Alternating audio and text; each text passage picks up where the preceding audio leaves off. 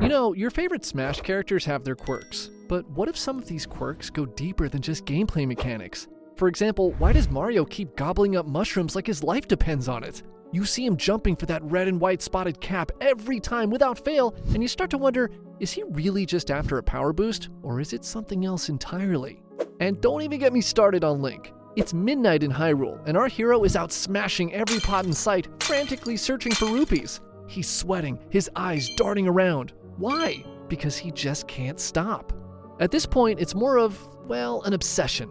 And this isn't just Link's story, though. Several Smash characters have their own habits that look a little, well, compulsive. When we think of video game characters, we're used to seeing them do what it takes to win, such as collecting items, leveling up, unleashing their signature moves. But if you look a little closer, you start to notice quirks that go beyond normal gameplay. I mean, think about Kirby for a second. Sure, he eats because he needs to take down enemies. But have you ever noticed just how much Kirby loves inhaling everything in sight? He just can't stop himself. Snake is constantly lighting up cigarettes. Even when he's hiding in a box, the dude can't resist a smoke. And Pikachu is always ready to let out a burst of electricity, as if he's got to relieve all that pent-up energy somehow. These aren't just quirks, they're dependencies, and once you notice it, you can't unsee it. So what's really going on here? And are these characters showing signs of something more addictive than heroism? I mean, these are not just random personality quirks. They're patterns we've seen over and over. And it's what made me wonder, how deep does this go? What exactly are we watching when we see them chasing these behaviors, sometimes at their own expense? I mean, it's one thing to imagine these characters duking it out in the arena, but I've realized that characters like Link and Pikachu might be fighting more than just each other. The signs are there, if you look closely enough. So let's clear the air first. When we talk about addiction in the context of video games, we're not talking about full-on interventions or rehab clinics popping up in the Mushroom Kingdom. But you can still see patterns of behavior that mirror real-life struggles, such as obsessions with certain items, actions, or even lifestyles. Characters like Kirby and Snake show behaviors that go beyond mere habits. You might think that these are just harmless habits that add fun to the game. But once you dig deeper, you realize they're a core part of their personality. These traits shape their behavior in-game and the choices they make. Choices driven by addiction. And some of these characters? Damn, they're real addicts. Whether it's a craving for speed or a need to gobble up power-ups, it's like they're chasing a high. It's funny, until you realize it's a reflection of real-world behavior. But who are these addicts, and what type of addictions do they have? Well, I'm gonna start it lightly. We've got some lightly addicted characters who might have an addiction, but it's more like a mild obsession. A harmless quirk, or so it seems on the surface. They're the kind who are 1 or 2 steps away from needing an intervention, but they can still function well enough that their habits don't raise too many eyebrows. For example, Mario. You know Mario loves his mushrooms. He consumes them with a zeal that would make even the most dedicated mycologist blush. You could argue that it's all about power-ups, but look closer. This guy's been munching mushrooms since the 80s. He's always got one in his back pocket. Like, seriously, in almost every game he's in, you'll spot him with one at the ready. It seems a bit odd, doesn't it? Just look at him eating every mushroom in his way. It's practically his go-to whenever he gets knocked down. And if you think about it, it mirrors the real world, doesn't it? When we're feeling low, we tend to grab whatever gives us a quick boost, whether that's caffeine, sugar, or, well, other substances. So if we put Mario at the start of this tier, he's definitely ranked as a habitual user. He's not at rock bottom, but he's teetering on that edge. But moving up a notch in this lightly addicted tier, we have someone whose addiction is more about the thrill than the substance.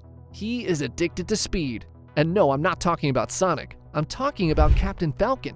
He's a bit of an adrenaline junkie, isn't he? You won't see him popping pills or drinking potions, but you also won't see him going slow. This guy's addicted to speed in the most literal sense. He's constantly revving his engine, racing through futuristic tracks, pushing himself to the absolute limit. For him, the addiction is the high of the race, the thrill of being at the top of his game. He can't live without that constant rush, and it's only a matter of time before he starts looking for even bigger thrills to keep that feeling alive. For now, though, he's managing. Barely. Let's call him an adrenaline junkie on cruise control. But who tops this tier? It's none other than our sweet, innocent-looking Kirby, who, let's face it, has a bit of a gluttony problem. He inhales everything in sight, and while most of it's for survival, it's hard to ignore the sheer enthusiasm with which he devours everything. It's like he's filling a void, trying to satisfy an insatiable hunger. Sure, he needs to consume enemies to gain their powers, but no one's that hungry all the time. I think his ability is driven by a compulsion he can't control, as if he's using it to cope with the emptiness inside. I mean, in every single version of the game, we see him inhaling. I would say that Kirby's earned his rank as the bottomless pit. It's all fun until that hunger turns darker.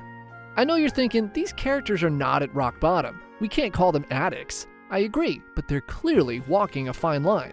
They're showing signs of dependency, and while they might be able to justify their actions, you clearly know it's only going to escalate from here. And this is just the beginning. The addictions are about to get darker as we move to the functional but obsessed tier. These are characters who still manage their daily lives but have a clear fixation that drives their every move. Kicking off this tier, we have Samus Aran. I mean, have you ever noticed Samus Aran's constant reliance on upgrades? She's basically chasing a never-ending high, always looking for the next big power-up. Missiles, energy tanks, various beams, Samus is constantly seeking that next enhancement, as if what she already has is never quite enough. You could say it's just part of her mission, but when you look at the pattern, it starts to resemble the classic behavior of someone chasing a fix.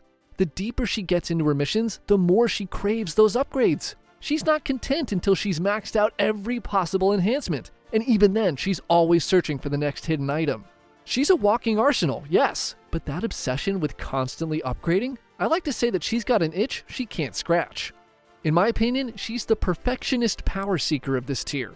And while Samus is on the lower end of this functional but obsessed tier, Wario definitely ranks higher. The funny thing is that you'll think his main addiction is garlic, given how much he wolfs it down, but no, it goes deeper. Wario is obsessed with wealth. He's basically a Mushroom Kingdom version of a Wall Street tycoon, constantly chasing coins, jewels, and treasures. He's never satisfied, no matter how much he gets. This guy will smash through brick walls, steal from other characters, and risk his life for a few shiny coins. And it's not just about greed. This is an addiction to the rush of acquiring more. The dude has his own game company, but even that's not enough. He needs the thrill of finding treasure himself. You can almost see it in his eyes, the insatiable hunger for the next big score, the next mountain of gold. And you just know he'll never get enough to fill whatever void he's trying to fill. I mean, even the Fandom Wiki website admits that he's obsessed with wealth.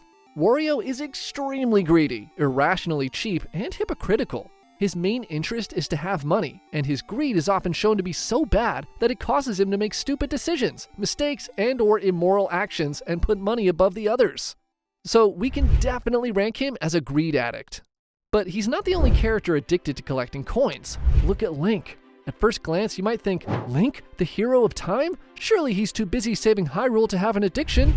But there's one thing Link can't go without. That's right, coins. He's basically a collector with a cause. He'll go out of his way on a quest just to snag one more coin. It's like he's got a weird underlying need to have them on hand at all times, as if they give him a sense of comfort or control. And if that doesn't scream obsession, I don't know what does. But these are the characters who we can say are obsessed but functional. If we level up a bit, we reach characters who are teetering on the edge. They're just a gust of wind away from falling into a full-blown downward spiral. It's that stage where even their friends are starting to say, hey, maybe you should talk to someone about this. For example, Fox McCloud isn't exactly popping pills, but this guy is addicted to combat like nobody's business. He's a total thrill seeker who's always looking for the next fight, the next Star Fox mission, the next space dogfight. And it's not just because he wants to protect the galaxy. He needs that adrenaline rush. You ever notice how he's always ready for another battle, even when there's no real threat? When you think about it, you'll realize that he's using the danger to fill a void.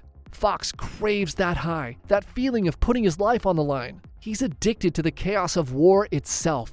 The line between duty and obsession is blurry here, and you get the sense he's using these missions to avoid facing something deeper. I will definitely rank him as the battle-bound thrill seeker. And of course, we have the control addict Bayonetta, a witch who's got her fair share of vices. She's addicted to her power, her allure, and the thrill of toying with her enemies. It's more than just confidence, it's an addiction to dominance. Honestly, it gives me a real 50 Shades vibe. She flirts with danger constantly, and you can see how much she enjoys it. The way she taunts, dances, and fights, it makes me believe that she gets off on the rush of being the one in control. But if someone is battling a stronger addiction than McCloud and Bayonetta, I would say that it's Solid Snake. Are you smoking? Yeah, so what? Didn't you know that cigarettes contain benzopyrene, a chemical that leads to lung cancer? You know a lot about science, but you don't know how good a cigarette tastes in the morning. This guy is basically the coping professional of this borderline crisis tier. Sure, he's a tactical genius, a legendary soldier, but what's his crutch? Cigarettes. He's always got one on him. He'll light up whenever he gets the chance. He'll tell you it's to calm his nerves or help him focus, but come on, it's a classic coping mechanism. The dude's been through countless battles, infiltrations, and psychological warfare. He's seen stuff most of us can't even imagine, and the cigarettes are his way of trying to keep it together. He knows he's barely holding on, using that nicotine hit as a quick fix to keep his hands from shaking. I know it's not quite at the crisis level yet, but you get the sense that without those cigarettes, Snake might just unravel. But if you think this is intense, wait until I start talking about Bowser. You'll instantly go from, oh, that's a bad habit, to, he needs an intervention like yesterday. Sure, he's known for kidnapping Princess Peach and terrorizing the Mushroom Kingdom, but have you ever wondered why he keeps doing it? He's addicted to this never-ending cycle of conflict. He's hooked on the thrill of chasing something he can't have, and it's reached the point where he doesn't know how to stop. Every time Mario foils his plans, you'd think he'd take a step back, reassess his life choices, maybe find a new hobby. But nope, he's back at it again like a gambler who just can't quit the game.